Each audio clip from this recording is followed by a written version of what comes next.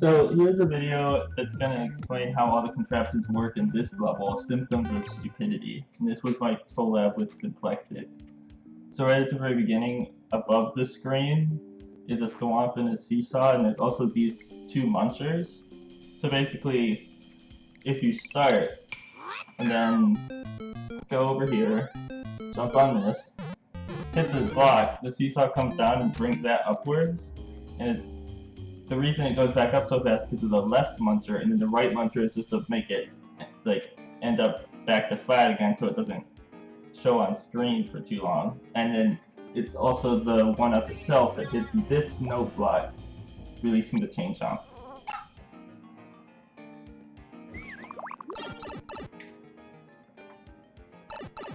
These first controls are pretty simple, just a note block there, a track there. Then there's this setup, which when you jump down here, the bomb explodes, and that's because of this thwomp over here that hits a P-switch. And it actually has these coins also so that it dies, and you don't see anything. Then this section, over here there's bombs that will blow up after the P-switch runs out because they're on blocks. And if you took the top path, you're trapped and you can't get anywhere because you actually have to go down here, which is just a bomb and a no block on tracks hitting the cannon up. And you also get a mushroom that comes out of this pipe hidden behind the skewer, but it looks like it's just the other pipe. And you might not immediately realize, but it's actually not possible to enter a pipe off of a slope like that, even if the pipe was enterable. So if you jumped up there, you can basically see that there's no way to go.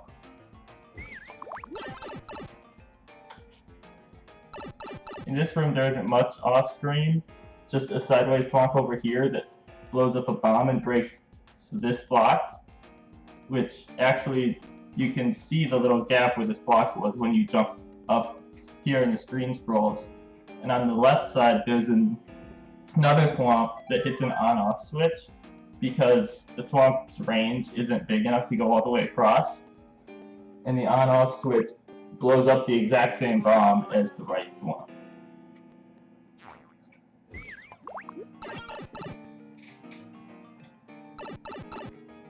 This room is a pretty fun setup. So above the screen there's just a P-switch that goes forward, and then back it gets hit to get rid of these coins, and a bomb that blows up a POW. But the way the launchers get launched up is actually these thwomps on seesaws. So when a thwomp gets hit by a note block, well, I need to stand somewhere where it won't get triggered. Here. If a thwomp gets hit by a note block, it will actually bounce, and this is not gonna work. If a thwomp gets hit by a note block, it will actually bounce up, and then it will slam down, and then it can hit seesaws to hit. Here hits these cannons up into this space where they crush you. There's another setup later where I can actually show it happening. Here, the screen scrolls just because of another thwomp off screen hitting a bomb. And this is the music setup that is actually playing in both the anti-softlock and this room right here once you scroll the screen. And when you're in this room, some of these note blocks spawn, but the boot doesn't, and some of the note blocks don't spawn. So once you scroll the screen over, the note blocks are kind of messed up randomly, and then the boot loads and it starts playing the music.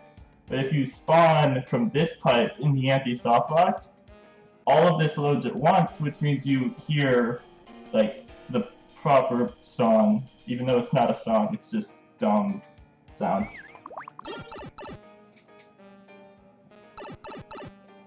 This pipe leads to checkpoint 1, which is in the subworld, and above has the oh no, and there's actually launchers right here and a muncher, which don't do anything. All these launchers do is create a little effect, like a little despawn effect when the room loads, just to match the other checkpoint room.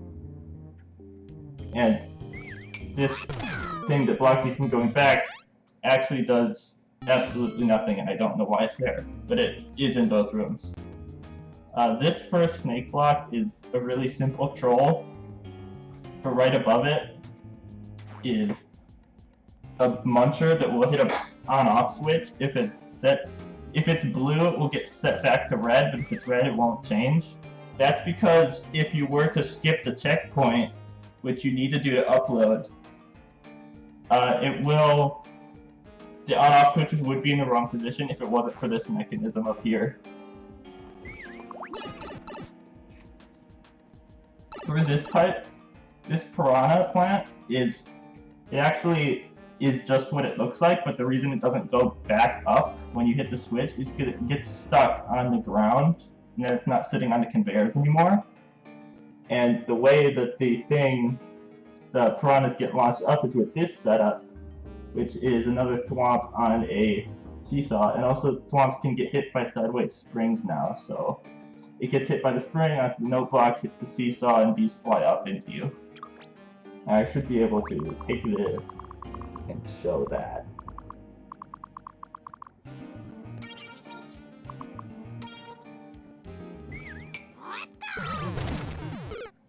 Oh, you can kind of see it there. In here, the wiggler just hits some on-off blocks at the top, so it redirects sometimes, but not other times. Like, if it's set to blue, it will bounce back. If it's not, it won't bounce back. In this pipe, this is just a claw holding a coin and a note block behind the saw with the fireball in it. This setup uses the fact that if a spring lands on a shell, it will go differently depending on if a POW P-switcher spring is above it or not. So this POW just gets moved up slightly, which puts it above the shell, so it goes to the right and is wrong.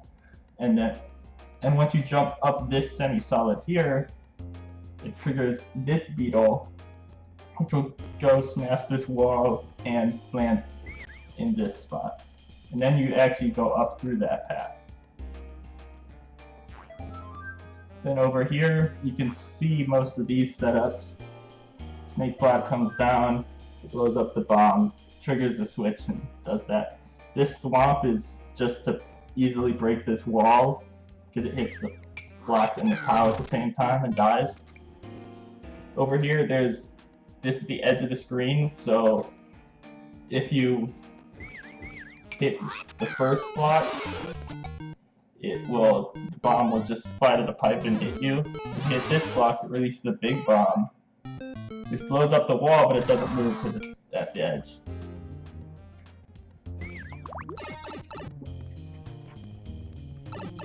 In here, above the screen, is a spring that falls off of a conveyor, and that's because for this troll, jumping up kills you, but I couldn't have a platform here that you could see for the spring to sit on, and it couldn't be on tracks because it wouldn't stay in one spot. So by falling off the conveyor, it's actually on a half block, so it can sit up there, but you still can't see it and can't see what it's sitting on.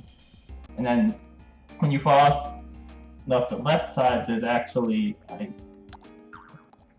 sound effects there, which are important because they match other sound effects. And actually there was a section even earlier with sound effects, with those exact same two sound effects in a pit, which is important.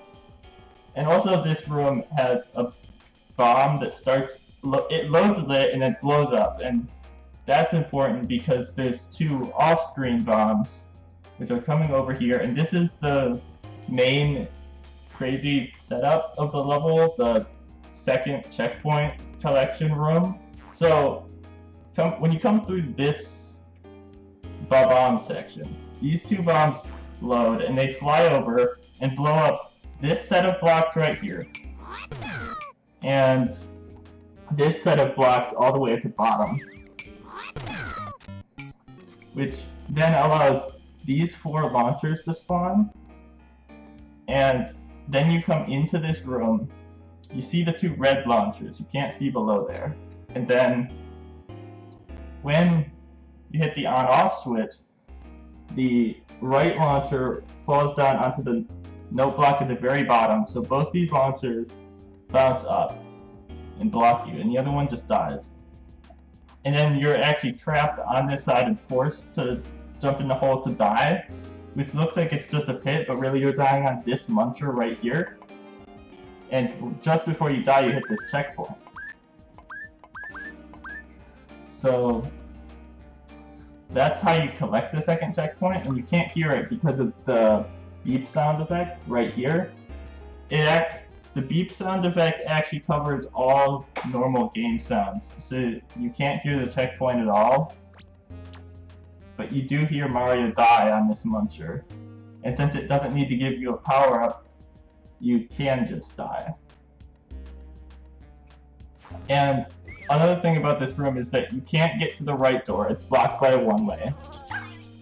And this beetle is placed specifically on a half block so that you can't kick it to the left without letting it walk, because you need to kick it left in order to reach this door on the left. And this left door leads straight to the end. And the other door behind the other launcher that you wouldn't normally be able to see is the door that's blocked by a one-way, so that doesn't go anywhere.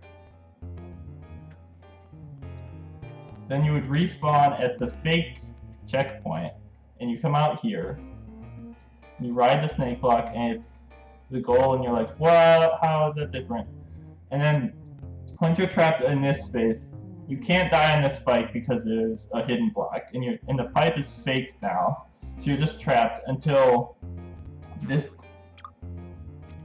bomb in the top right, it explodes and makes the shell go all the way, hit vine block, and then the vine comes down.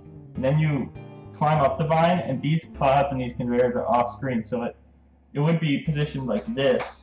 So it looks like you might be able to get over and get to the flag. You actually get hit by the spring, go across these conveyors, which takes you to this red pipe. And that leads to the oh no section, which gives you a giant mushroom. And this first checkpoint also gives you a giant mushroom. So and anytime you have a giant mushroom in this room, it forces you to go into the anti-soft rock, which is right here. And when you first enter the anti-soft rock, you see this bomb explode, which is just to create a scroll stop on the right, so that it starts with the screen positioned like this and then scrolls over, so that you don't see that these launchers actually fall down from above, because they actually switch based on the on-off switches. So if it's set to red, you'll get a bullet bill on the left behind the brick block and a star on the right, which is opened by the Goomba contraption thing. But the first time you get to this room, you're coming from the very first section of the level, so it's set to blue, so you get the star over here and the bullets over here. And that's basically everything in the level.